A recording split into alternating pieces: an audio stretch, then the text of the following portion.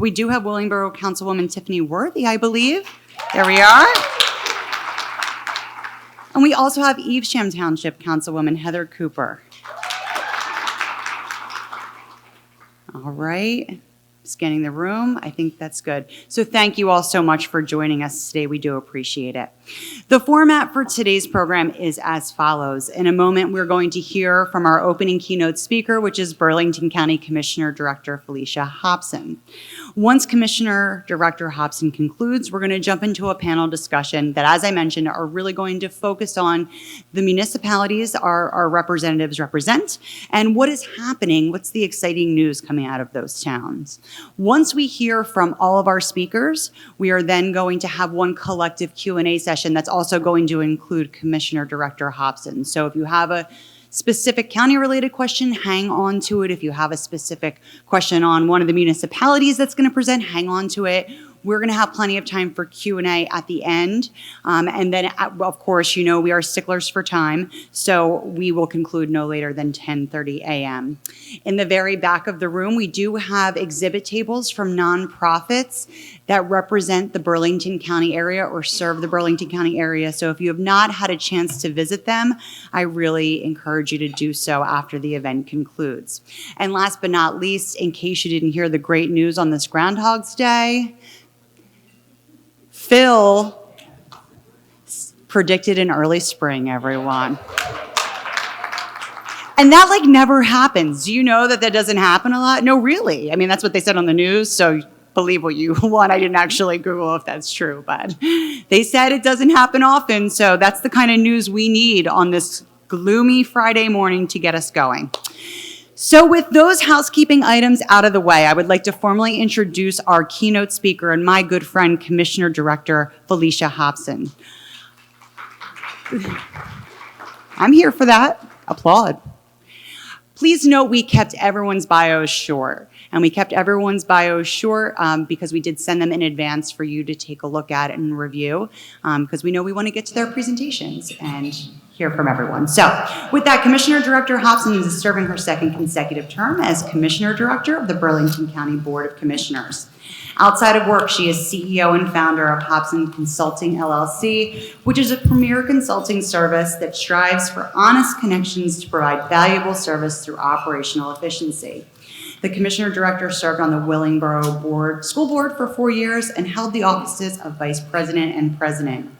Additionally, Felicia is active with Alpha Kappa Alpha Sorority Incorporated, Theta Pi Omega chapter, which she has been a member of for over 25 years.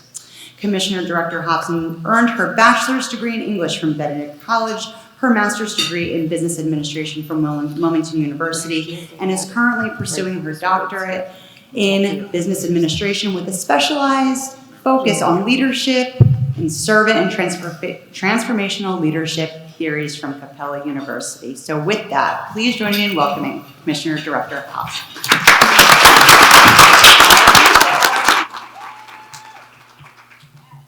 Christina always makes me sound amazing. Good morning, everyone.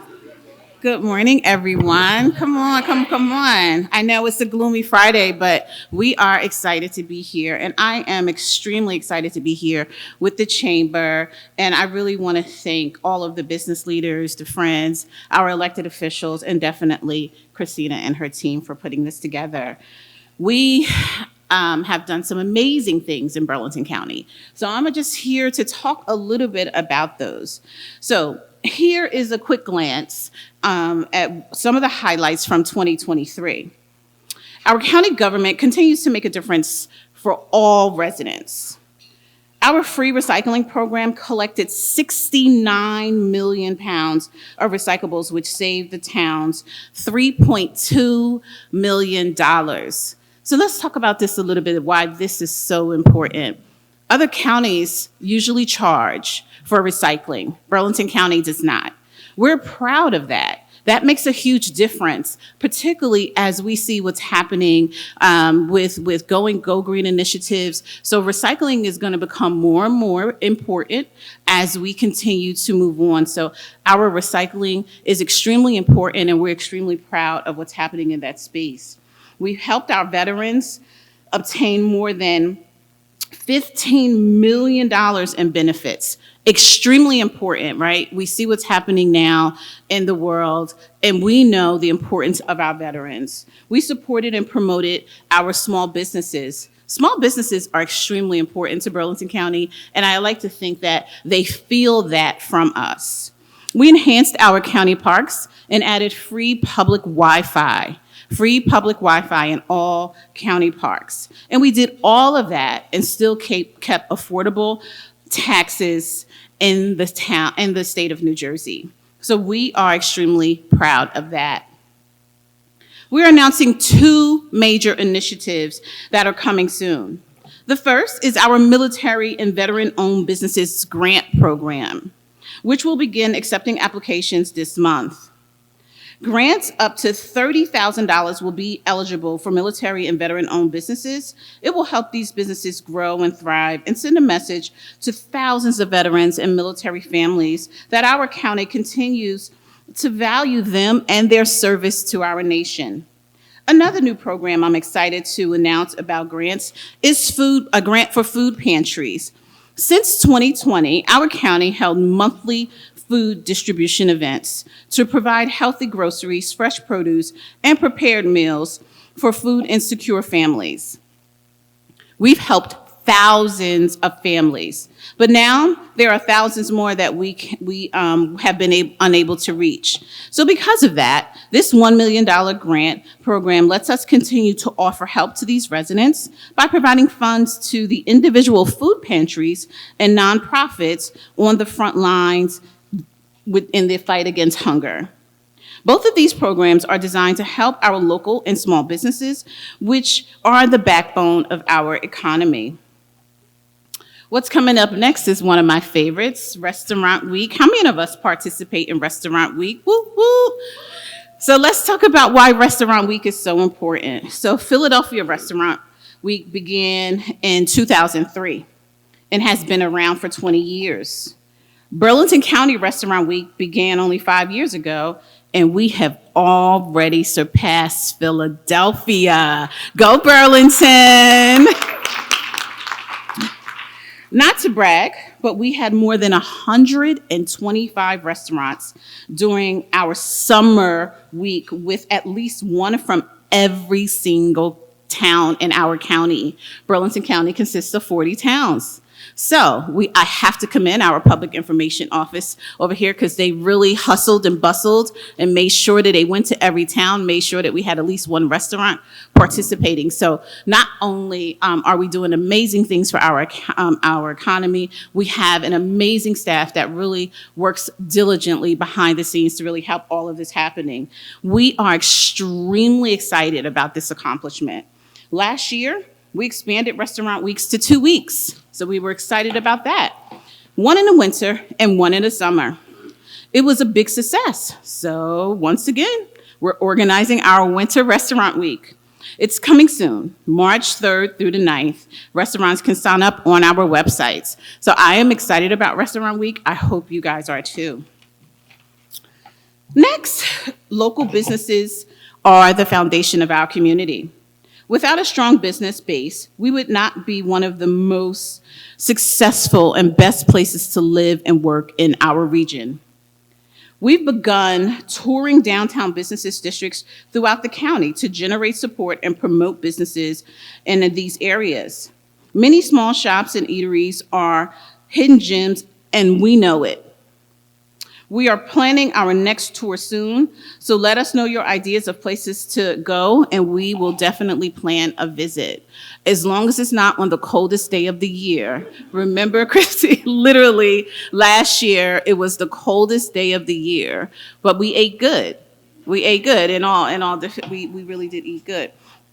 We also created a small business resource portal with links and information about regulations permitting how to start a new business. There's also information about financing and grants.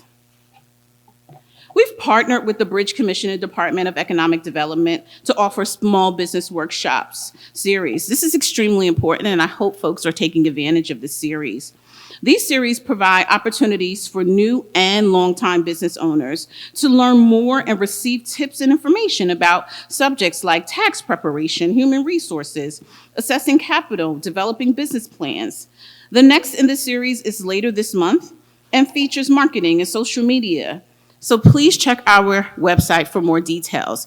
This is extremely important. We do these series throughout the year. So if you know someone who's starting a new business or they're under new leadership for whatever reason, please, please, please have them sign up for this series because there's so much valuable information. We've been so fortunate to have outstanding small and medium-sized businesses come to Burlington County. Just last year, more than 150 new businesses registered with the county clerk's office. That is outstanding. Here are a few examples. In Medford, Anytime Fitness, Riverton Brewery 33, Florence Subculture Brewery, Delran Top Pop Barbecue? Top Pop Barbecue. I haven't been there. And Cinnaminson, Tim Hortons, and Popeyes. Evesham, Chicken and Egg. I can't see that well. What does that say? Have you guys been there? Is it good? Okay. Awesome. And Adjust Your Sleep Mattress. And of course, Cinnaholic. So how many of us have gone to Cinnaholic? Cinnaholic is good, right? Cinnaholic is good. In Mount Laurel, Tommy's Tavern. So listen, guys, I went to Tommy's Tavern like a week ago. Oh my God. Right? Wasn't it good? The food was good, the service was good, and it was packed in there like it was a Saturday night. I was like, what's going on? But anyway, it's very nice. The atmosphere is really cool. The food was great. The service was great. It doesn't look like a TGI Fridays. So I was like, well, what's happening? We have to come back. It was just, oh, we're riding by. Oh, let's stop to get something to eat type of thing. And we hadn't been to Tommy's Tavern, but the food was delicious. And they give you huge servings. Good grief. That's what they say about America. Do you know what they say about Americans and our yeah, when we travel abroad, they talk about how much we eat because, oh, I'm sorry, I digress. They do say it though. What's next in Mount Laurel? So we have some good things. And obviously you guys can see it there on the screen, but I just wanted you to focus on Tommy's Tavern because I had just been there. So please make note of all the new businesses in Mount Laurel. We also have many new housing developments going up around the country. The additional housing helps our town grow and remain vibrant and welcome. Here are just a handful.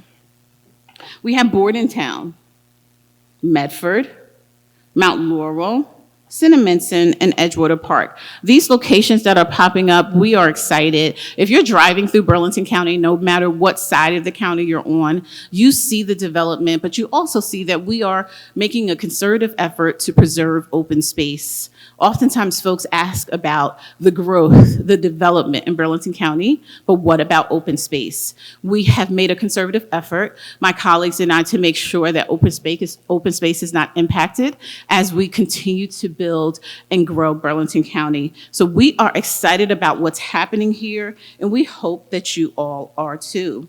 We want all of our Burlington County residents and business owners to know their county government is here to help.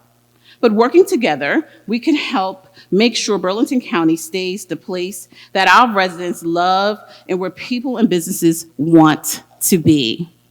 Thank you very much.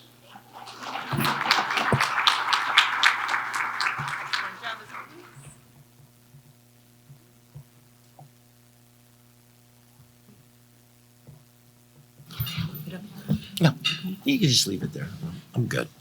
Well, thank you so much, Commissioner Director. As always, great overview. You talked about Restaurant Week, and I think you said, do you know why Restaurant Week is so important? Well, I'll tell you why Restaurant Week is so important for me as a resident of Burlington County. It's because I don't know how to cook. And so That when part. the county started this, I was like, well, more excuses to be dining out. Right. And not ordering takeout. So thank you for that. Well, thank you. And again, any questions you have for Felicia, please know you can hold and we will get to them towards the end. But now we're going to jump into the panel discussion. And as I mentioned, we have a slate of mayors and council people representing a multitude of different towns. We do try to mix up the towns every year so you get a nice little sample of what's happening all across the county. And we're really excited for today's lineup. And again, if you do have any questions for any of the mayors, just hang tight and we'll get to that at the end.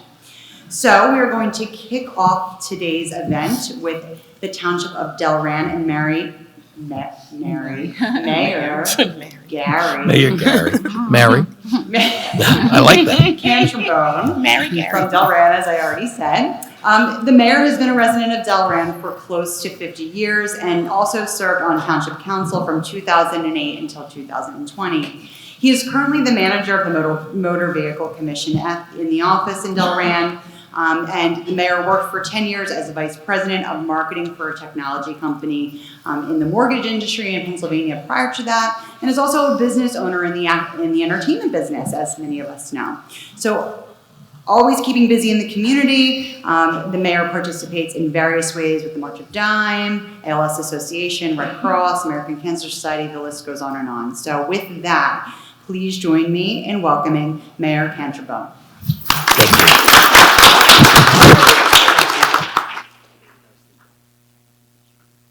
Well, good morning, everyone. For those folks who are saying, well, why does he have 3 jobs? And the answer is, I have 3 daughters. So it's very simple that way. So there are, I would like to acknowledge, because my fault, I didn't put that he was our council vice president, but in the elected officials, we have Councilman from Delran, Tom Lyon, who is also with us this morning. Thanks, Tom, for coming out. And as if, I just want to go on record that Felicia and I did not talk about our presentations, but she was nice enough to leave all the Delran stuff for me. So thank you very much. I appreciate that. So we're good. Do we want to go to the first slide, or do I have to do that? Okay. Hey, there it is. I recognize those folks. So what I wanted to talk about was really a very simple concept for us. And that concept is that between the population growth that we're experiencing and kind of a business-friendly, open-minded approach to things, we're very excited with what's happening right now.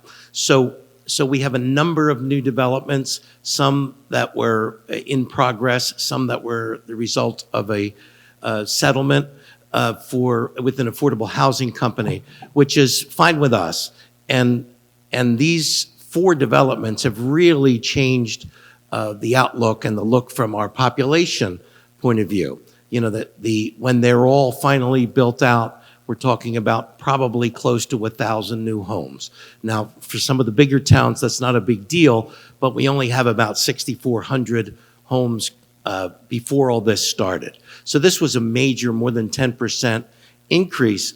So apparently, the businesses recognize that there's going to be more people, more customer, more needs, and that was something that really seemed to spur the growth going on here. Those communities, first of which this one is built, this is on Chester Avenue, it's Chester Woods. They're luxury apartments. They're for fair market value and an affordable set aside. So they're not only terrific looking inside and out, but the folks, those folks that are low to moderate income can also afford to live there. We have Foxtail, which is a 55 plus community and has an affordable housing set aside. Interestingly enough, that set aside is also 55 plus. So, and you know, most of you understand that the difference and the reason for the 55 plus element is that it doesn't impact our schools. So it's 55 plus, no one under 18, and that's helpful because obviously the expense, that's the largest part of the budget in town.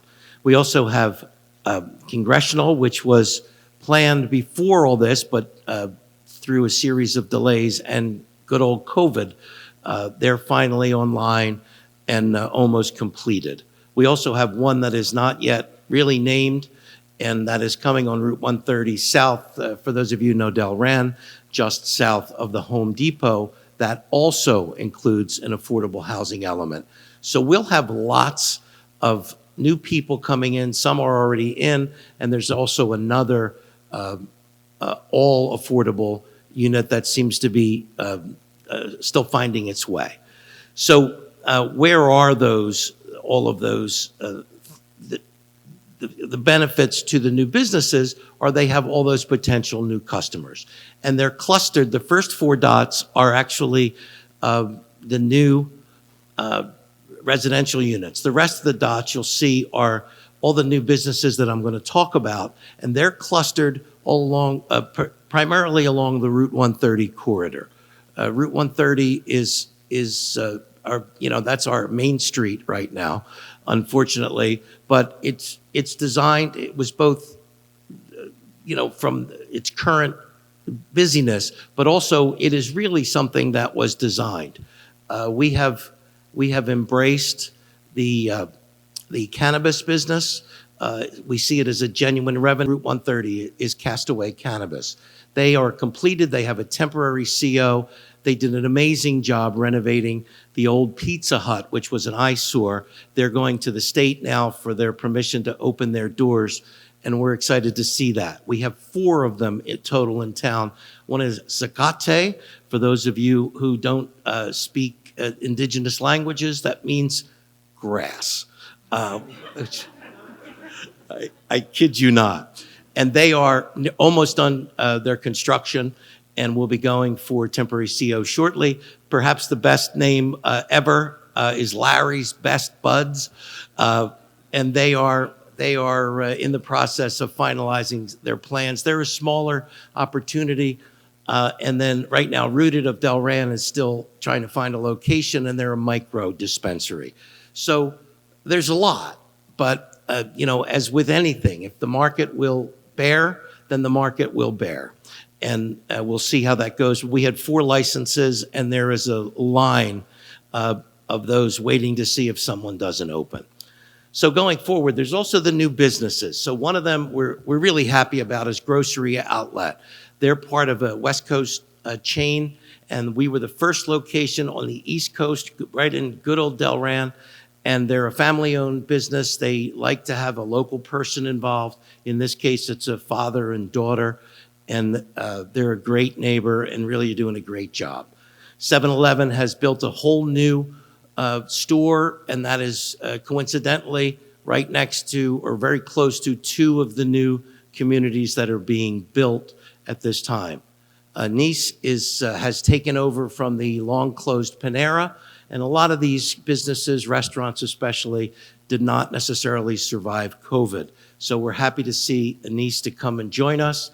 And then directly across from Chick-fil-A, which I'm sure they're thrilled about, is Chipotle, which will be, for those of you familiar with Delran, right behind the a Walgreens store. So this particular opportunity is interesting because it's our first ever Chipotle in town. My wife was thrilled. And then there's a storage unit, and the storage unit, which, with all of these apartments and townhouses, people need extra storage. These folks are very smart. And this one is supposed to be the new trend going on where people are actually, it's a drive-in. So you drive into the building, you stop, you unload, you do your thing, and then you get whatever you're getting in your storage facility, put it in your car, and you drive out the other end of the building. So it eliminates issues with weather and it being dark and all the stuff that you'd worry about, even security. It's a gated situation. So we're real happy to see them. There are other businesses that are kind of renewed businesses. Millside Diner and Cafe used to be throwbacks, and that was sold off as 2 pieces, as the building, and that is a Turkish-owned community or diner. So they're a straight-up diner. But Top Pot, as Felicia mentioned, is bought their liquor license. So they're an all-you-can-eat. They're in the Lowe's ShopRite shopping center right on Route 130, and coming soon. And I apologize if there's anyone who is Turkish and understands how to say S-O-Z. I'm going to say Soz. It's a Mediterranean grill. It's an upscale grill. Excellent food. It's actually the Route 130 diner owner has purchased the old Chinese restaurant Orchid and that's supposed to be, they have great food. They're going to make that an upscale, not fine dining, but an upscale restaurant that we're really looking forward to seeing. The other thing in Delran that has been interesting because we were accused of turning Delran into Las Vegas because we got our first ever digital billboard. I don't want to talk about Facebook, thank you very much, but the magic of Facebook is interesting. The great thing about the digital billboard, we have 3 billboards, 2 are paper or painted, whatever they are now. But the magic of this is that our local businesses can utilize that because they're not buying a whole month, they're buying a section of time. Period of time, it's in and out, it's interchangeable, and it rotates on 6 or 8 seconds that it's a new business. And the nice thing is that they've given us a 1 slide every other cycle as part of the deal, and we can help promote our Delran Night Out. We can promote our Flags for Heroes event, or even our Winterfest. So we're real happy about that. And then the big deal for us, with all this growth in both businesses and in homes, our great friends at PSE&G, hi Karen,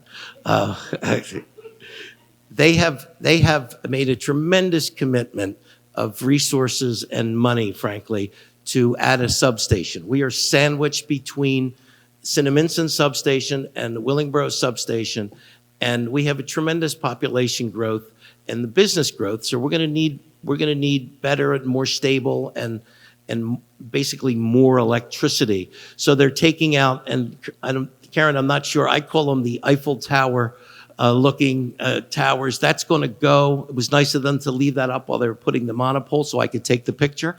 But that the Eiffel Tower older look is going away. The monopoles are there, and we're excited for that. They've been great partners with the build. They've been working hard and working fast about that, and that is going to give us a more stable and a better electrical service for both our residents and our businesses. So that's what's happening right now in Delran. I thank you all very much for your kind attention, and I'll be happy to answer any questions at the end, as long as they don't involve a sewer collapse or flooding. Okay. Thank you. Thank you so much.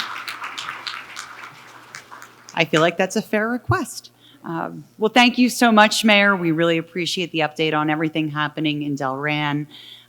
That's hilarious about the billboard and Las Vegas. Las Vegas. I was so busy telling you all I can't cook that I did not have a chance to introduce another elected official that joined us, which is newly elected Assemblywoman Andrea Katz of the 8th District. Andrea, thank you very much for being here. Okay, so we are moving on down the line, and next up we have Mayor Kaya McIntosh from Willingboro. The mayor was sworn into council in 2020 and is serving her 3rd term as mayor. Extremely active in the community and committed to moving Willingboro forward, her administration revolves around fostering a unified community, making decisions collaboratively with the school district, WMUA, and of course council. Outside of public service, the mayor serves as a formulation consultant for companies and startup businesses. In this role, she utilizes her wealth of experience to contribute to the growth and innovation of various ventures. With that, please join me in welcoming Mayor McIntosh. Thank you. I'm gonna take my seat. Yes. There you are. How do I? Okay. No, it goes on automatically. Forward. Okay. I think It's on automatically. That's what she said. Well, good morning, everyone. Good morning. I am Kaya McIntosh, Mayor of Willingboro. I'm sorry. That's okay. I have to correct all the time. It's okay. And it is my pleasure to be here today. First, I just want to say thank you for this event, because it does help my town in getting ideas and trying to make sure our economic development grows. We have not experienced the same economic growth or boom as my surrounding municipalities. And I'm not hating, but it's just a fact. But coming to these events actually does help us. Just a little bit about myself. I did grow up in Willingboro. While I did not live in Willingboro all my life, I had the pleasure of being raised in Willingboro. And with that, I was able to experience Willingboro when it was thriving. It was full of economic development. Every store was open. We had grocery stores, movie theaters, all kinds of activities, and we were able to be a productive community within ourselves. However, when I did come back, I did see a decline in our economy. A lot of vacant buildings at the time. There were vacant homes, vacant businesses. Businesses were left Willingboro and went on the outskirts of Willingboro. So that kind of pushed me into politics. I was never thinking I was going to be in politics, and now I am mayor, so how about that? All because of economic development.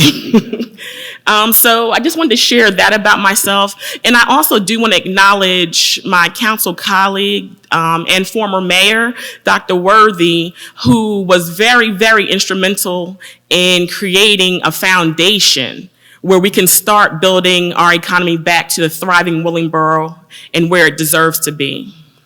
So thank you, Dr. Worthy. So I'll just start off about some basic facts about Willingboro. According to our last census, we are a population of almost 32,000. We're predominantly African American. However, within the last 2 years, we are beginning to see a shift into other races coming up. We do have a growing Muslim and Turkish population. Also, our household median is about almost $90,000.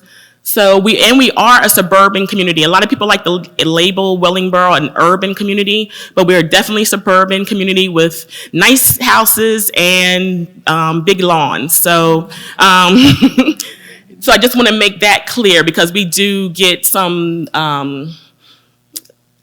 interesting feedback about our community.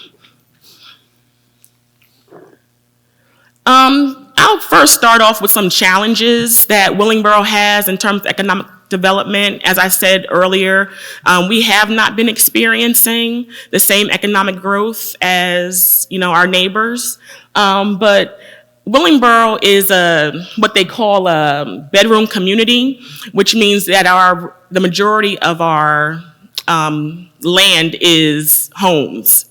So we have very, very limited space for businesses. That doesn't mean we don't have space, but it's just limited, and we have to be very deliberate in what we put there. Also, the township unfortunately doesn't own a lot of the properties that are in need of redevelopment.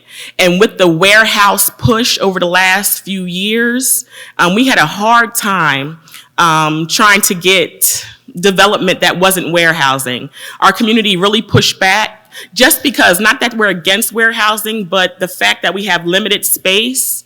We wanted to be very, very careful in what we put in our town. And we had plenty of warehousing in our surrounding section, so we didn't feel the need to have developers develop warehouse. But so many owners of those properties did sit on the properties purposely during that time. And so our economic development was very, very slow. They said they had long money to sit on it. So that's one of the problems we still face. However, we are making sure as a township we're developing the relationships with the owners and just trying to give them more incentives to put what the residents want there and what the residents will support. Also, we have the negative perception of our town, unfortunately. And I don't want to defer to the racial aspect of it, but I do. I wouldn't normally default to that. However, it's been in conversations with developers and, with prospective businesses that there is some stigma out there about Willingboro being not business friendly, and just that other municipalities do not want to come into our town to do business. And I think that if that's true, I'd like to believe that's not true, but if that's true, that's very unfortunate, because Willingboro is full of doctors, lawyers, very successful people with great minds. So if that is a feeling, I hope that's changed today. And we are working as a township also to make sure we push out our story. So that's something that we're doing to try to combat that. There's some things that are our strengths. Obviously, the locations. We are situated nicely within Route 130, close to 295, and close to the Turnpike. So I do think that's still a benefit. We have seen an influx of residents from New York, Philly, Trenton have come into our town, but we have great transportation mechanisms. We have a lot of commuters, but I think that is a plus. What I think is great in our administration from 2020, I think our governing body is very progressive, and we're very hands-on, and we are serious about economic development. And so we have really put some procedures in place, and procedures and protocols in place to try to make our town more attractive. With that, we are now entertaining, or we have a dedicated community development manager, which I think will be very critical in making sure we bring all stakeholders together and we make the process a lot easier to do business in Willingboro. Some of the programs and incentives, I'm sorry, I have to look at my sheet. With this community development assistant, we are looking to streamline permitting process. I know plenty of businesses that had a hard time going through our system, trying to make sure make sure they can get business in Willingboro. I know our own Dr. Worthy had plenty of problems getting her business up, so at least we had that experience, and now we're trying to streamline that process and make it easier and facilitate that process. Also, a business outreach and support. We do have community affairs that does go to businesses and try to help them, but we're going to ramp that up also and make sure we keep our businesses happy. The township has also done some targeted marketing and promotions for new businesses that come into our town through our social media. Again, trying to just make sure when businesses come to Willingboro that they thrive, And then there are also workforce development initiatives. We do have Radwell and also our own MUA that does have a pipeline into our school system.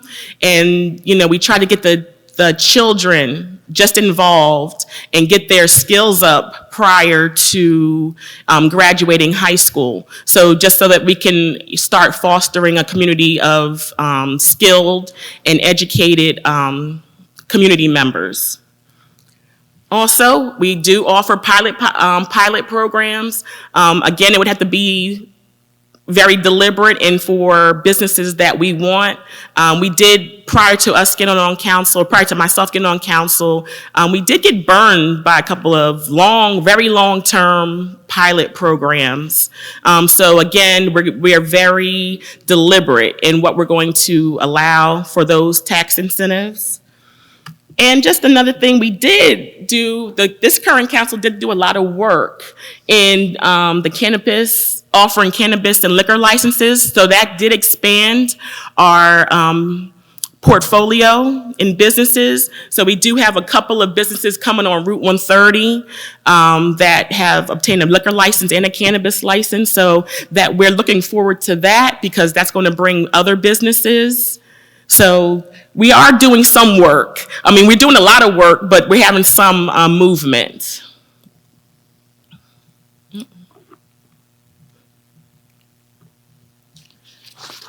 Okay, we do have a couple success stories. This is our cannabis dispensary.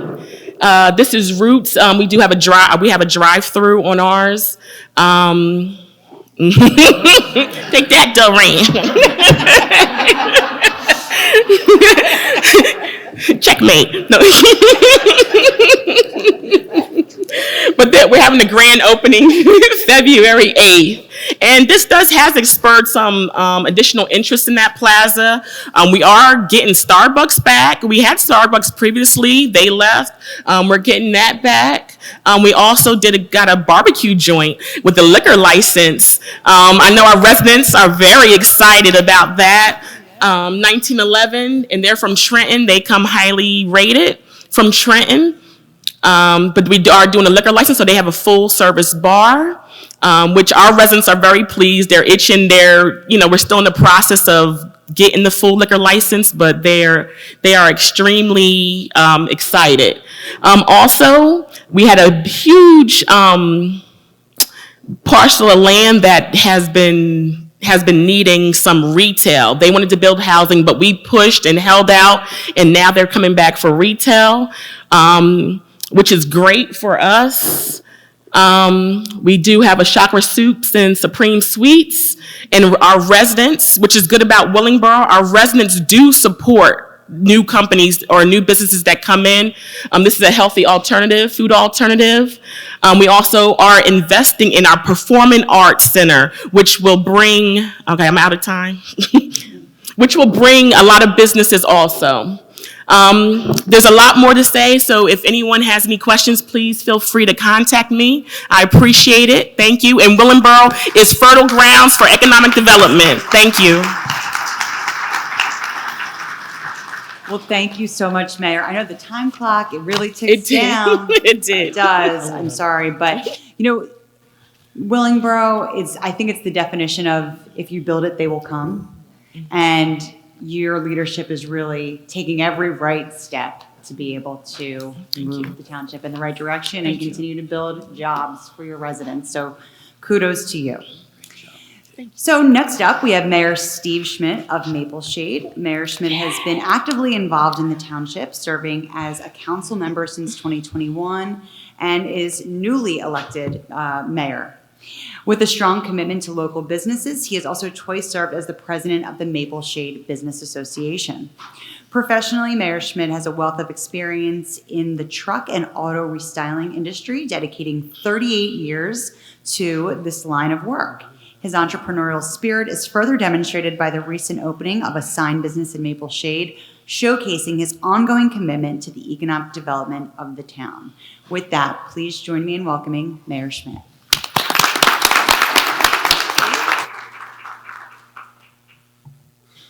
All right, not a great public speaker, but here we go. No, I don't, no, we're good, no. It's with great pleasure that I stand before you today to shed light on the remarkable strides Maple Shade has made in its economic development pursuits. Over the past year, myself, our dedicated council, and our township manager embarked on a journey to shape the future of our township's economic landscape. I want to take a quick second to thank our Deputy Mayor, Nelson Wiest, and his wife, Linda, for joining us here today. Nelson has been on council. I'm sure he'd say it feels like forever. Linda has been the manager of our fantastic Maple Shade Business Association almost since its inception, about 25 years ago. I also have the best township manager in the business, Susan Danson, here with me today. She's made my job so much easier than I thought would be possible. And no, none of you can have her, sorry. I also have our Director of Business and Economic Development, Jen Nixon, here with us today. Along with a bunch of other shaders that are back there. I see some retired police officers and retired council people back there. I thank you. I want to thank all you guys for your support and for not throwing those tomatoes I saw you bring in. In 2023, our vision for growth led us to take significant steps. We initiated the search for a Director of Business and Economic Development. a role pivotal in steering the progress of our downtown districts, our Route 73 and Route 38 corridors. Our commitment, however, goes far beyond those areas. We recognize the significance of every corner, every business, and every community within Maple Shade. A significant accomplishment in our pursuit of economic development was the restructuring of the Maple Shade Advisory Board of Commerce, we called it our ABC, which was established in 1976, and now it's turned into the Business and Economic Development Commission. While the ABC operated as an extension of the township, relying on volunteers to collect donations, grants, and engage in fundraising for community improvements and initiatives, the revamped BEDC now operates from inside our municipal building.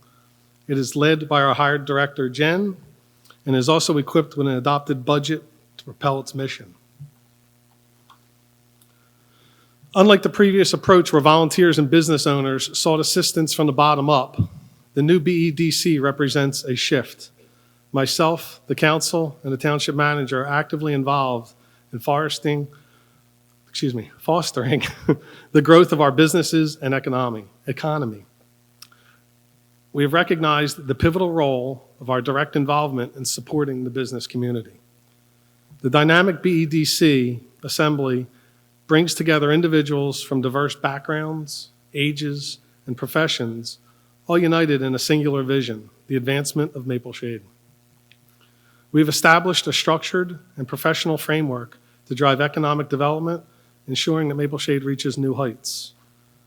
Their focus, deeply entrenched in community enrichment, revolves around several key areas.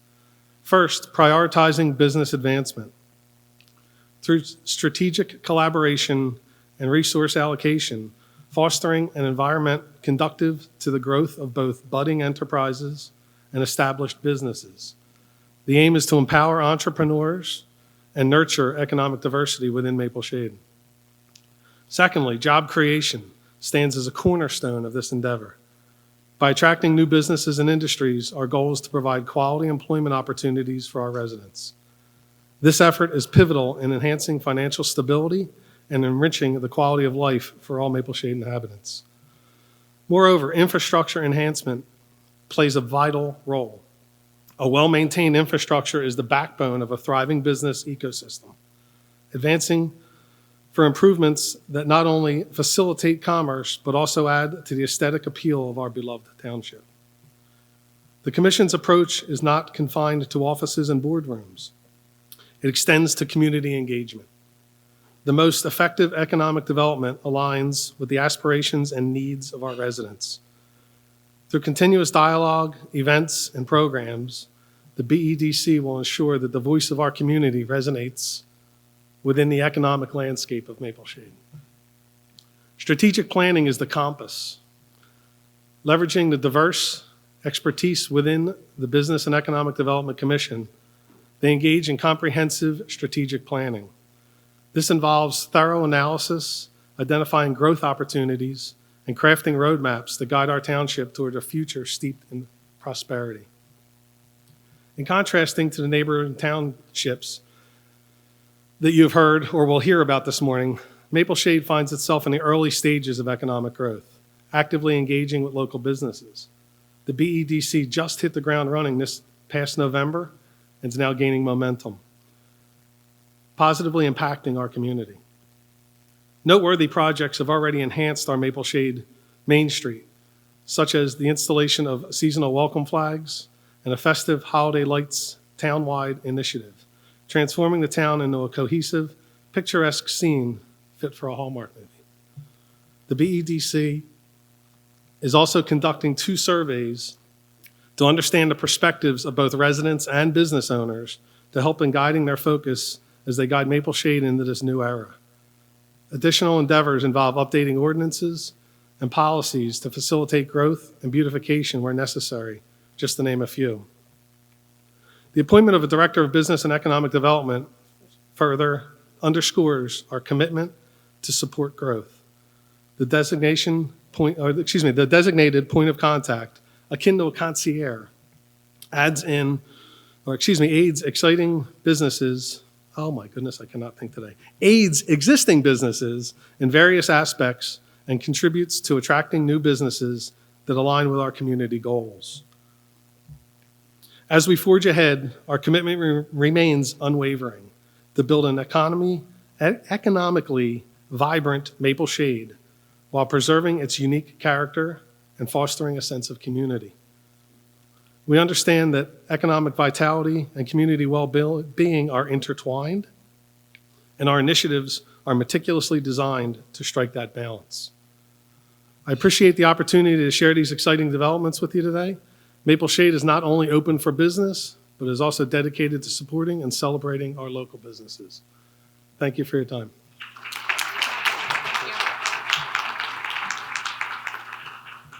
Great job, Mayor. Thank you so much, and especially great job since you've been mayor for about 2 weeks. So next up is Mayor Jacqueline Vesey of Evesham Township. Having been born and raised in Evesham, one of Jackie's top priorities remains her support of local businesses and her desire to strengthen the local economy. For the past decade, she has also served as a committee member for the Relay for Life in Marlton, a community event that raises funds for the American Cancer Society. Professionally, the mayor has worked in the insurance industry for more than a decade and is currently in insurance sales. Mayor Vesey is a proud graduate, I should say, of St. Joan of Arc School and Holy Cross High School. She also attended Rutgers University, where she received her BA in American Studies. With that, please join me in welcoming my friend, Mayor Vesey.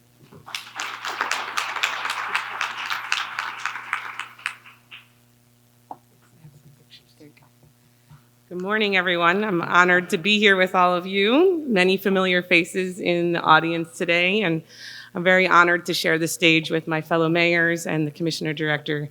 It's amazing to hear everything that's going on in Burlington County and around all of the towns. And one thing that I wanted to say, which I had later in my speech, but I'm going to say it now, is that we all talk about our towns individually, but we all work together. We grow because each other are growing. So when you hear that the other towns are growing and investing and putting so much into their business economy, you know that that's going to flow into the surrounding towns and the county as a whole. So I thank all of you mayors for the effort that you're doing in your communities, and I look forward to seeing how we can continue to work together and grow together and continue to make Burlington County the best place to live, as Felicia always says, as I believe it as well. So I also want to thank the Chamber and the Burlington County Regional Chamber of Commerce for all of your support over many years. It's very helpful to our business community as well as to myself as the mayor to be able to have a good relationship with both chambers and to be able to meet so many people.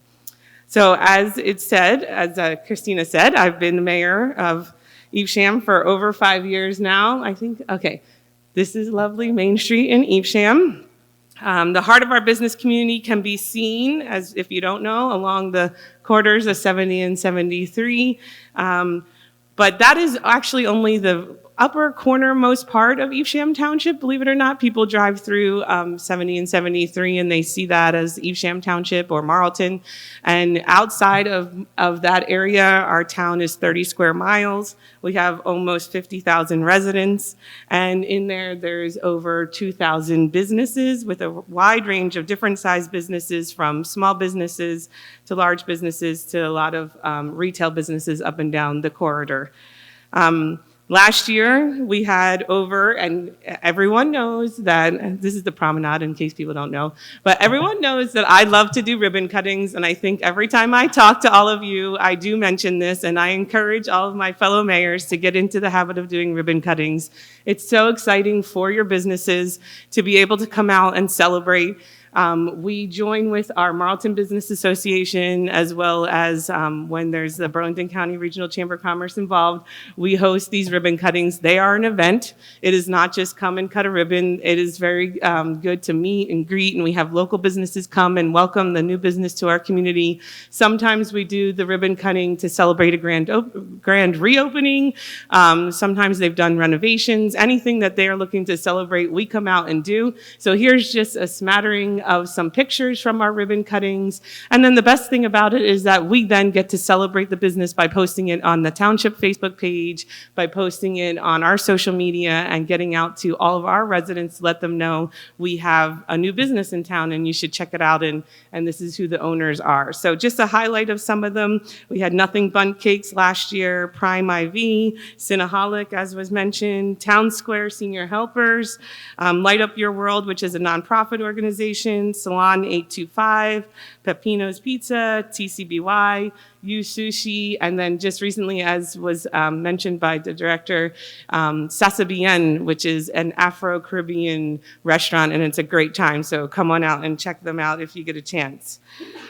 We also had a lot of improvement around our community in our shopping centers. Some of them have been rehabbing the look and feel of their community, so that's really nice to see that they're reinvesting into the community by upgrading the shopping center looks. Once again, that's the Promenade. Next time I'll ask for different pictures of the different shopping centers, but we have the Whole Foods Shopping Center, which just had a whole facelift.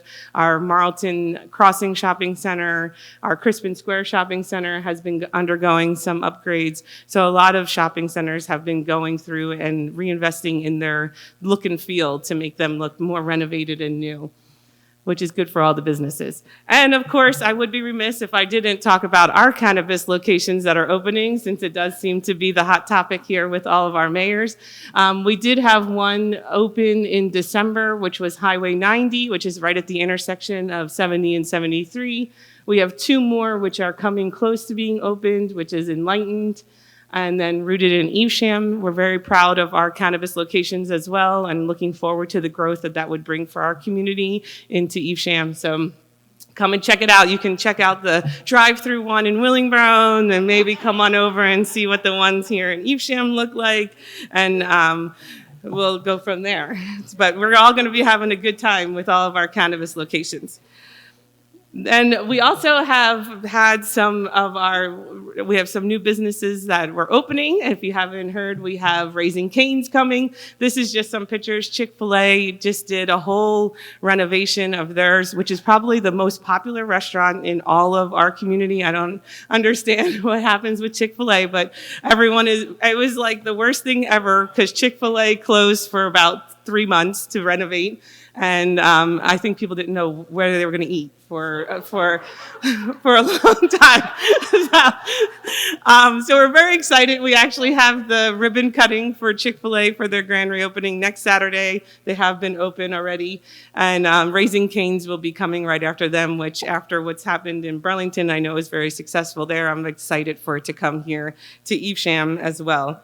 One of the big things for us in Evesham is we do focus on sustainability efforts. Whenever we do talk to developers or anyone who's coming to Evesham, we ask them how they can help us with our sustainability efforts. So we have been encouraging for electric car parking stations. These are electric car parking stations that are at our township building. The Promenade did put in a large Tesla electric car charging station. So we do work to make sure that we're upgrading our sustainability efforts. We also have been doing a lot of planning for sustainability, because, as it was mentioned, sustainability and just thinking about how we can be more resourceful with our energy has been a big thing. So we're working on a community energy plan.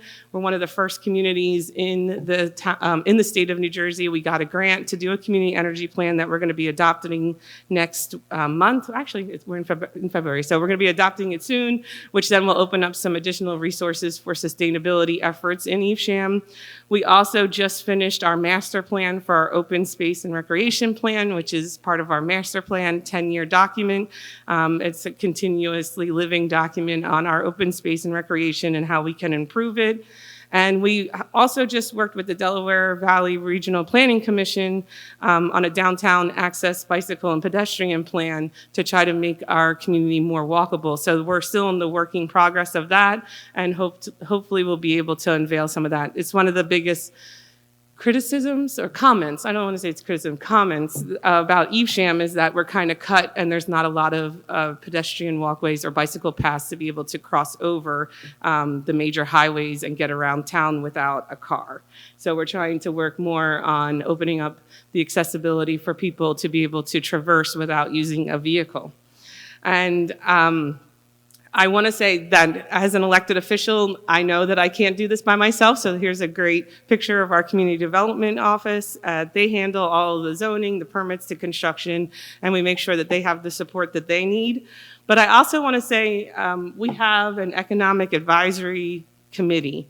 This committee was started during the pandemic as a way to help revitalization after COVID and make sure that we were supporting our community as best we can.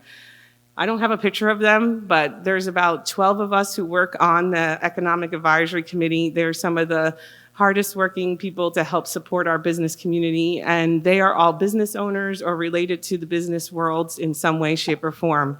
What we do is we meet together and we discuss how we can support the community businesses. How can we make Evesham a destination for our businesses, and how can we make sure that people know what businesses we have? So they come and support all of the ribbon cuttings. If you've seen our social media and you've seen our reels that we do that highlight our businesses, and if you haven't, I encourage you to go online and look at them. They're all done by our volunteers in our Economic Advisory Committee, and they do that. They work with the businesses to go out and they do a 1-minute little commercial per se of the business, and then we post it on all of our social media, and then we encourage everyone to share it that way to make Evesham more of a destination. And that's all done by our Economic Advisory Committee. And then on top of that, last year, I don't know what my next picture is. Oh, it's Main Street. But last year we did a scavenger hunt, which was run by the Economic Advisory Council during the holidays. We really wanted to encourage people to shop locally and support our local businesses. So here's some pictures of just different events, but also of our scavenger hunt, which was to go out and visit certain scavenger businesses around town. We had almost 40 businesses participate, and you would get signed off, and then they donated gifts. So people who participated in the scavenger hunt then won some prizes from around the town of our local businesses. And then we also we had an inaugural holiday light parade this year, which was great for bringing people to our main street. And the grand prize winner of the scavenger hunt got to light our Christmas tree and judge our parade for us. So it was kind of a fun get out and shop local and eat local experiment with the scavenger hunt. And we're looking forward to doing it again next year.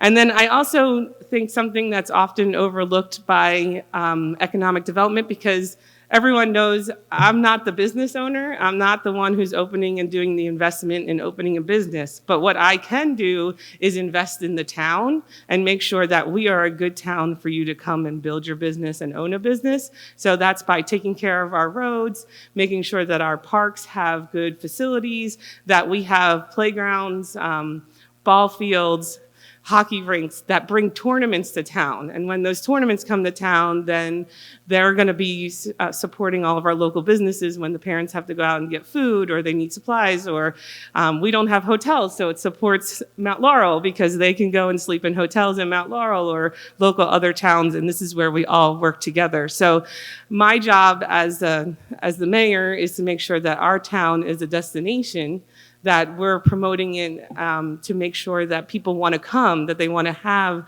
their programs and events here in Evesham, and then support the larger economic community around us. So I just want to say thank you all. Thank you for supporting Evesham all the time. We have some great celebrations. I know a lot of people come out and support us all the time, and come and visit our businesses. My motto, which I know if you've heard me speak before, you've heard this from me, but if I don't have to leave Evesham, I don't. Sorry to my other towns, but if I don't have to leave Evesham, I don't. So I hope that you all come and visit me anytime and visit Evesham, because we have everything you need to eat, shop, live, play, and enjoy local stuff. So thank you, everyone. I'm so glad to be here.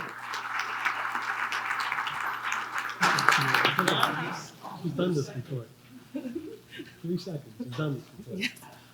Thank you so much, Mayor Vesey. Always so much happening in Marlton, and always great to get an update from you, so thank you.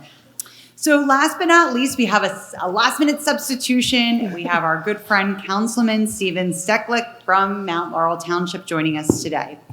Steven is the youngest person in Mount Laurel Township history to be elected to council and the youngest to serve as mayor of Mount Laurel in 2021.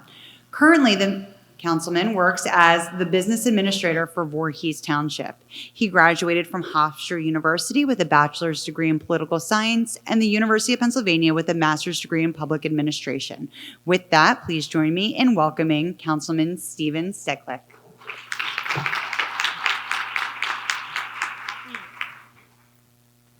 Good morning, everybody. First and foremost, thank you, Christina Renna and the South Jersey Chamber of Commerce for choosing to host this event in Mount Laurel, as well as your support for our businesses. Anytime my commute to an event can be less than 3 minutes, I am forever grateful. So thank you, and thank you, everybody, for joining us here in Mount Laurel. My name is Steven Stecklick. I have served on Mount Laurel Council for over 5 years now as a mayor, as a deputy mayor, as a councilman. I'm here on behalf of my new mayor, Fozia Janjua, and my new deputy mayor, Nikitas Moustakis, who couldn't be here today. Like many communities, Mount Laurel is continuing to grow and move forward in a post-pandemic economy, looking for ways to navigate a new economic landscape that economic landscape in the most financially beneficial way, while maintaining the standard of living that so many have come to know and love. For example, we are taking action to revitalize the vast, dilapidated office spaces that remain vacant and bare. I think you've seen a lot of them when you're passing by in Mount Laurel. Thanks to our economic team. Bill Geigrich is right over here. I want to give him a round of applause for his hard work. We're turning those vacant buildings into warehouses. I know the Mayor of Willingboro mentioned it earlier. I know some folks don't like warehouses, but when they're in an industrial zone, that's where we make sure we put them. And they bring in great revenue sources, which lead to 4 years in a row, no tax increase and no cuts to services in Mount Laurel. Residents start to appreciate them. Of course, big corporations and great ratables are wonderful, but small businesses and businesses of all sizes really contribute to our community. Mount Laurel's business community is thriving. We have a record number of small businesses opening in the past year, most of which are not going to help your waistline, to be honest with you. Nothing Bunt Cakes, that's B-U-N-D-T, Bunt Cakes, Crumble Cookies, Tommy's Tavern, which our Commissioner Director mentioned, fantastic place to go and eat, and for me, grab a couple of pints of Guinness. Monterey Grill, a premier steakhouse and seafood restaurant that's actually right next to the A-Loft, a fantastic steakhouse if you want to take somebody out on a date. It's a really nice place. And tons and tons of different businesses that are popping up, especially in our Rancocas Business Association area, which we're really proud of. Another fun topic that nobody mentioned today, is cannabis. In the 2020 presidential election, over 70% of Mount Laurel residents voted in favor of legal cannabis facilities. Therefore, when the time came, Mount Laurel not only listened to the people and their vote, but decided to take advantage of the new revenue market. Currently, we have 7 retail cannabis licenses. So when you stop by one of the many, no, actually the drive-through one perked my ears up, and it's like, wow, drive-through. I'm going to drive through and then go to Tommy's Tavern. It's going to be great. But we don't not only have retail cannabis, but we also have laboratory testing facilities for cannabis as well. 2, actually. One was the first in the state of New Jersey, and another one that just popped up. I know, again, residents were a little concerned about that, and I think, as you can tell, all these communities are going to be talking about cannabis, and they're going to be popping up, but obviously it's an over-saturated market. And in that time period, while all the good businesses stick around, and unfortunately the businesses that aren't successful don't, we can take that revenue as a township and put them to good use. Put it back into our parks, put it back to our events. And so we're going to be taking advantage of that. And I'm proud to say that everybody on this dais is doing that same thing because it's a good policy decision. When our pandemic, with the pandemic that hit the global economy, we actually lost over $1 million in hotel revenue alone in Mount Laurel. So I'm really glad and thankful that everybody is supporting our hotel industry here in Mount Laurel. We're actually 3rd in the state of New Jersey for most hotels per square mile. Number 1 is Newark, number 2 is Atlantic City, number 3 is Mount Laurel. So that hit us very, very badly. So I'm so thankful that everybody's here supporting our hotels. But people don't want to just stay here for a night or two. They actually want to live here as well. It's actually a highly sought-after place to buy a home and stay and build your family. According to a NewJersey.com article, which collected data from Realtor.com, Mount Laurel, Maple Shade, Collingswood, and Marlton, all from South Jersey, are listed as the hottest real estate markets in the United States. I'm really proud of that, and we're going to continue to build our homes, build places that families want to stay and build our community. So thank you so much to NewJersey.com for mentioning that. As I mentioned before, the Rancocas Business Association, this has been a project for this council since I've been on for about 5 years ago. We don't have a downtown area. That's actually one of the things that Mount Laurel lacks, but instead we have a beautiful Rancocas Woods area that we put a lot of time and money and resources in to try to flourish a downtown area, and we do a lot of our events down there as well. So I'm really proud to work with the Business Association to make sure that people are staying in the Rancocas area, spending money, and we put a lot of our annual events, our Christmas tree lighting and others in that area so that we can foster more economic growth in an area that desperately needs it. Once again, I want to thank you all for having me. Thank you to the Chamber of Commerce of Southern New Jersey and the Burlington County Chamber of Commerce for your continued support and the opportunity to speak here. Thank you so much.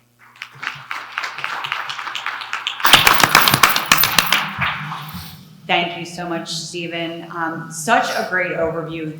Now I think for those of you who have never attended these events before understand why they're so popular. You get so much information in such a short period of time, and it's really quality information about the businesses coming into the area, therefore the jobs that are being created for the residents, and it really is everything that this chamber works for. Same with Christy as well, with Burlington County Chamber. And I just can't thank you all enough for sharing today. So please join me in a round of applause for our panel.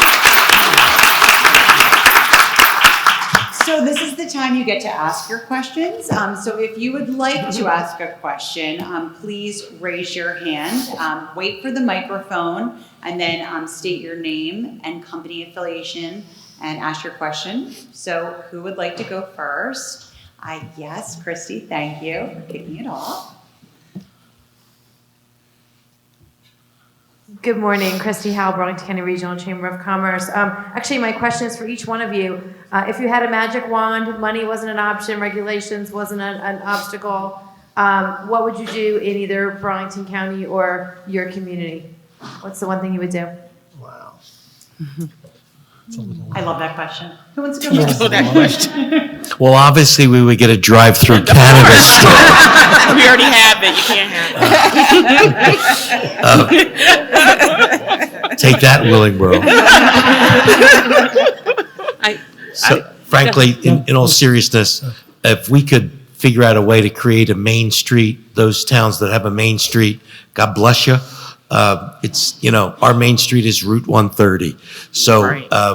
we're desperately trying to figure out some way to put someplace, we have several opportunities, but we don't have that one main street that many of the towns have. That'd probably be our best thing. Thanks, Gary. Anyone else? Steve? I I have two. Let's let the mayor go first, and then we'll go down to Mount Laurel. I would think we would like to get our main street to what it was, to what we know it can be.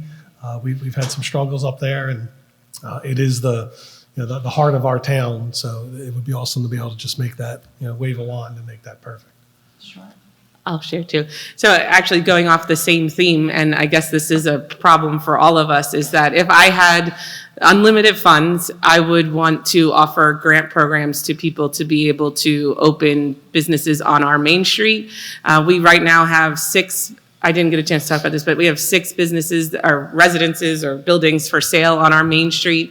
It is considered a historic district, so it's hard for people to put the money in to build a business on our main street, but it is it is the heart of the town, and I would love to be able to give funding to them to encourage them to build a business that would draw people to the Main Street area.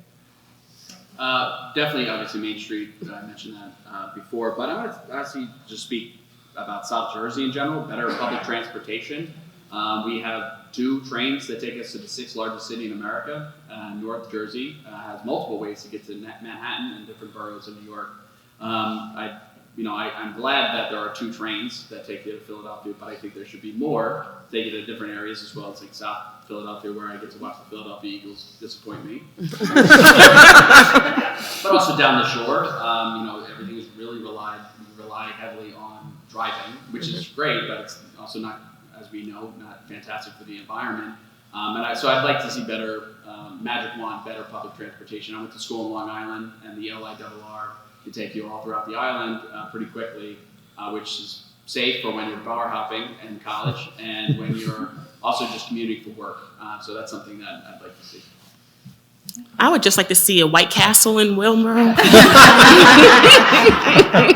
No, but in all seriousness, I would like to optimize some economic development around our waterways, some recreational things, get our population to learn how to swim, and aquatics. That's what I would like to see for Willingboro. You want to wrap it up? Yeah, well, I would like to see a lot of things. So I think first I would want to focus on more generational opportunities. There's a lot of business labs going up for innovation. There's a lot of, incubators they're called now. Today they're called incubators. So I would like to see a lot of incubators go up for different areas in technology, communication, theater. I would like to have a Burlington County theater. I would like to see more done with the arts. I think that's lost on us. A lot of us travel to Philadelphia. We travel to New York to go to plays and so forth and so on. So I would love to see that type of growth. And yes, I would like to improve public transportation. So a lot of things on my list if I didn't have any limitations. Yeah, no, all great answers. And on the public transportation piece, South Jersey, and I know I'm preaching to the choir, really is a transit desert. Once you get past really the city of Camden, there are no public transit options. And the ones we have, no one is investing in marketing these lines like the River Line. So people don't know they're there when it runs. There's so much possibility around it. But then as you get deeper south, it just gets worse and worse. And they're some of the poorest communities in the region where it gets worse and worse, which is where we need the help even more. So all great points. Thank you so much. Now we have plenty of time for more questions. So who is next? Cool, gotta go. Come on. While we're waiting, We are. Go ahead, Gary. So I was just going to say, Jackie, I have a ribbon cutting tomorrow morning at the newly renovated Dunkin' Donuts on Route 130, There you go. our Main Street. If you want to come on out, I have my big scissors, so we're ready to go. There you go. Councilwoman. Floor is yours. Good morning, Dr. Tiffany Barty, Councilwoman in Willingboro Township. I'm curious to know of the electeds, how do you all work together to consider how your neighboring municipalities are impacted by your growth or your residential footprint that's expanding or business expanding? I'm asking particularly in terms of the impact to other communities of stormwater and how that impacts infrastructure. As you're blossoming and booming, there are people downstream and upstream. So I'm curious how those conversations are facilitated. Thank you. Thank you. I said no flooding questions, please. You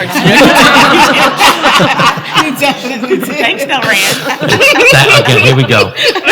Take that, Delran. Delran, thanks. So obviously, there for us along the river and the Rancocas Creek, we have a serious flooding issue that is persistent, and it does involve a Riverside, and that's why we've had to go kind of above our pay grade to the Army Corps of Engineers to help them for assistance. But they definitely with stormwater, that's a real issue, and the flood zones are becoming bigger and more in various different areas that never were impacted by that.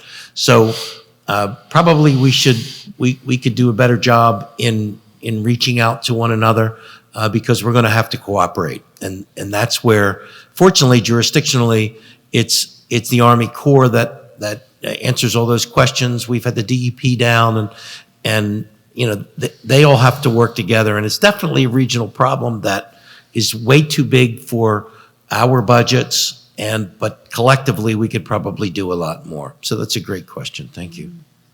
Anyone else want to jump in? I mean, Maple Shade's pretty well built out, so we're not doing any massive building along the way of Delran. And Yeah, a couple our other town towns, is, and Dr. Ward, that's a good point, because Mount Laurel it's booming, it's growing. And we always constantly have that conversation with residents who've been here for 20, 25, 30, 40 years, and they remember it being a farm town. And I have to be the bearer of bad news of saying it's no longer going to be a farm town, it's not going to be a farm town, and it's not Mayberry, and we need to plan accordingly. So your point is well taken, and it's valid. We're constantly working with DEP and the county. And I want to say the county actually helped recently massively with a flooding issue for residents because of a new development that actually happened. And Commissioner Director Hobson stepped in, and the county commissioner stepped in and helped us immensely with flooding and approvals that we needed to fix this situation. But it's something that I think the state of New Jersey also needs to take a look at, because people are moving from New York City, they're coming down south, people are moving from Pennsylvania, Philadelphia, they want to find a home, they want to live in a place. I'm thankful they want to choose South Jersey. I'm biased, my girlfriend's from North Jersey, she doesn't believe it's the best, but we got years to convince her.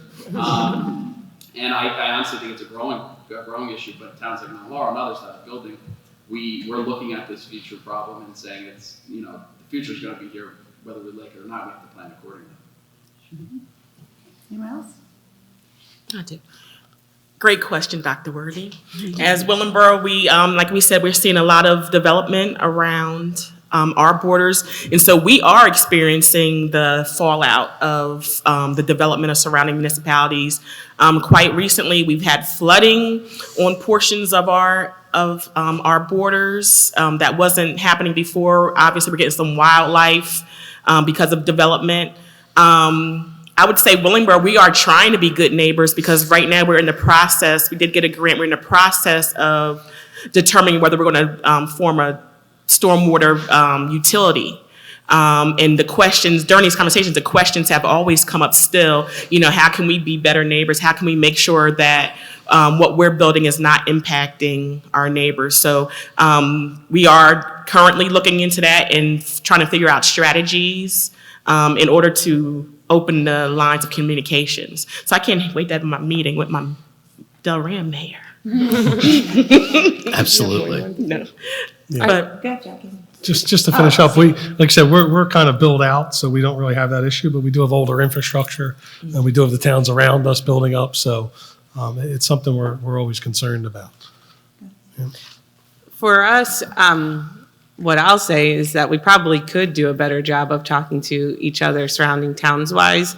I don't think that's something, when we look at we're all tasked with our own stormwater management plans, so you become very hyper-focused on your own community. I know for Evesham, when we adopted the first round of stormwater planning, we were very strict, more strict than what the standards were, because that's what we're trying to accomplish. I know as a whole, we're all going to be going through stormwater management, looking the next round coming up in the near future. So I know the state is becoming a little bit more strict on all of us to be better with our stormwater management. And I think that this is a good challenge for all of us to reach out across the lines and see where everyone else is going with their stormwater management plans. But I know in Evesham, because we are challenged immensely by our environmental commission to be stronger on our stormwater, we've been pretty strict about it and trying to hold the standards to that as well. So, Thank you. Before we move on to our next question, I want to acknowledge Assemblyman Herb Conaway, who has joined us in the back of the room. Assemblyman, thank you so much for being here. I should say Assemblyman and candidate for Congress in the 3rd Congressional District. Thank you very much for being here. Who is the next question? That's my takeaway, by the way. Take that. We have time for one or two more. Go ahead. Hey, Greg, speak to the microphone. Hi, I'm Greg Ryard. I'm with New Jersey's Clean Energy Program. And first of all, I'd like to say I'm really glad I'm hearing that sustainability is a big part of the development of the projects going on. The program offers some significant incentives for these projects that are going on, along with electric charging and some others. Since the topic of the day seems to be cannabis, and what we're seeing on the new construction front, that's participation in the clean energy program, is a lot of the cannabis, but not necessarily distributors. We're talking about cultivation.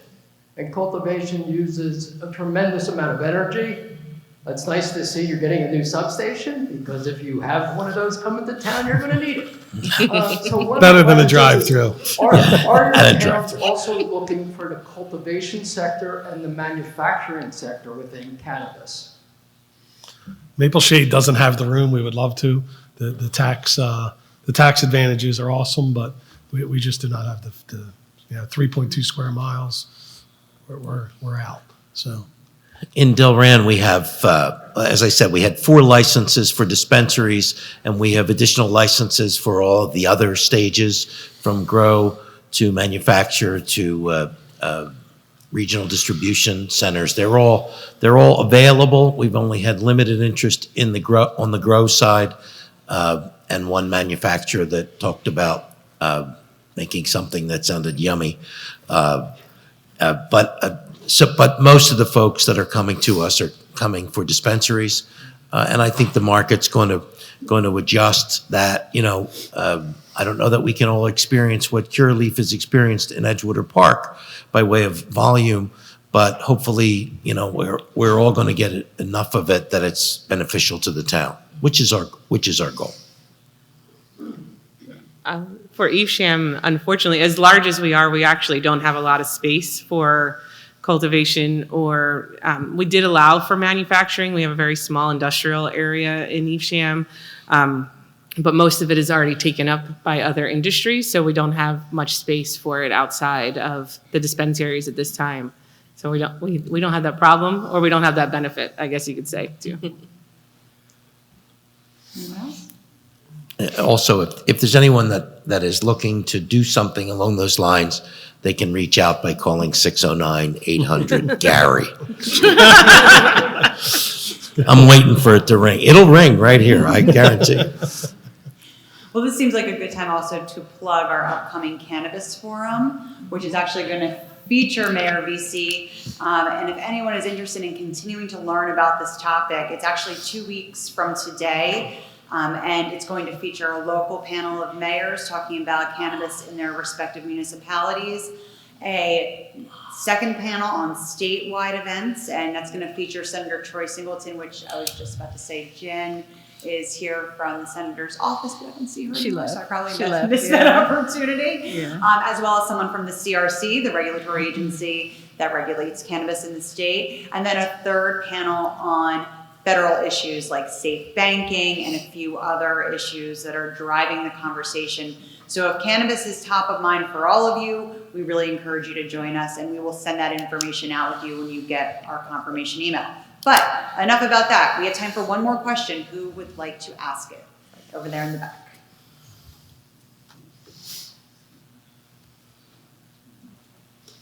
Good morning, everyone. My name is Joe McNally. I represent Professional Services Cannabis Consultants. It's my first time attending this event, and I appreciate the invitation. They love the location. They love South Jersey. We have 4 universities within 50 square miles of our location. And in case you didn't know, a lot of college kids like cannabis products. New Jersey has the greatest tomatoes, blueberries, and hopefully now we'll be adding cannabis to that. So I appreciate the mayors and the committees opening their eyes to this possibility. I will leave a card for all of you outlining exactly what we're looking for, and I would love an opportunity to introduce these companies to you guys, however we can. Thank you. Thank you so much. Thank you. Anyone else? Okay, Seth. Good, just wait for the microphone. Thank you so much, Councilman. He doesn't really need a microphone. Yeah, I'm a teamster, I'm pretty loud. My comment is, let's make sure everybody in the room invests in your workers in the towns, because there's nothing more frustrating than a new business coming into town and they go to code enforcement, the construction office or the code enforcement, whatever agencies they have to go to the towns, and there's not enough people, or they don't get the services they need. The towns are doing a great job. There's a lot of good employees, but we need to retain the employees that we currently have, attract good ones, and pay them a living wage so they don't move on. So we need to be able to offer great services, and that's with great employees. And there's a lot of dedicated, hardworking public employees that work at these towns, and we need to recognize them and pay them appropriately. That's just my comment. Wonderful, thank you. Good job. Well, with that, can everyone please join me in another round of applause for our fantastic panel? You are all so busy. This is not your day job. We appreciate you taking time out of your busy schedules to be with us and updating us. For those people that were here last year, all we did was talk about breweries, and this year all we're doing is talking about cannabis. I'm not judging. It's all good. This county, but last year was everything about breweries, and this year it's just cannabis, cannabis, cannabis. We're evolving, we're growing, it's all good things. We're growing. I like that. So before we wrap up, just one more minute, if I may have your attention.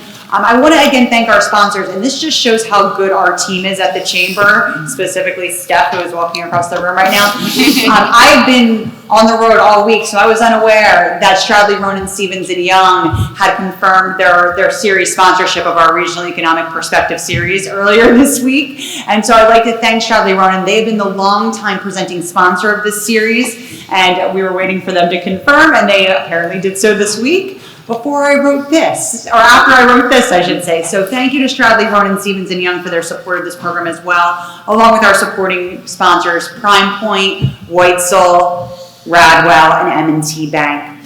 As everyone in this room may know, after we wrap up today, you're going to get a quick survey. Please click on that link and let us know how you thought today's program went, what went right, what went wrong, and how can we do better as we plan next year's program as well. It should take you about 2 minutes. Also, we'll add the link to the cannabis workshop in the confirmation email. So if anyone wants to click on that link and register for that, like I said, it's 2 weeks from today, and we'd love to have you at that as well.